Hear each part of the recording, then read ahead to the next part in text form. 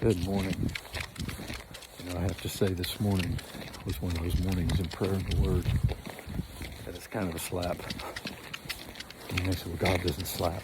Well, sometimes the revelation and the understanding comes and it's like a slap. God is very loving. I understand that. But it's very easy to get caught up in the things that we don't have. It's very easy to get caught up in the things that haven't happened yet, that haven't manifested. And when you do that, it's very easy to get upset, to lose your joy, because your focus is on what you don't have. It's amazing how many times through the Word God would have the children of Israel remember. Old Testament, New Testament, the believers. Remember where God brought you from. Remember what God's done. The best example that comes to me is when Joshua was crossing the Jordan.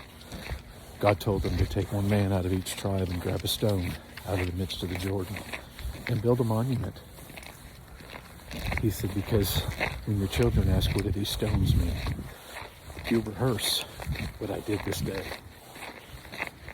And what really brought it up to me this morning? I was reading Matthew's account of the feeding of the 4,000.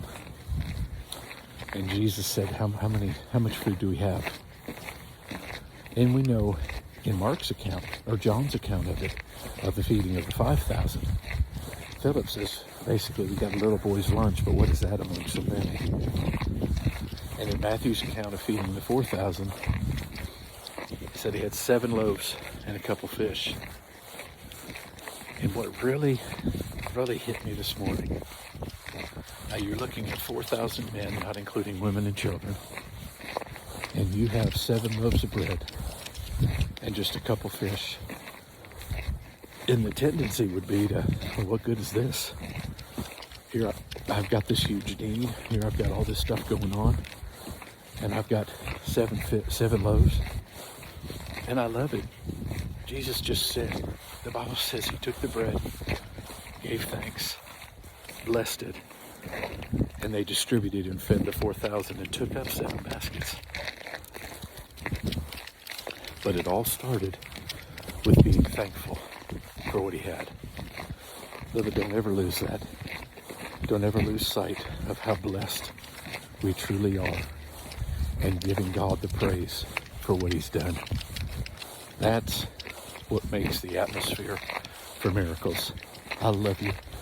You prosper and be in health, and I'll see you tomorrow.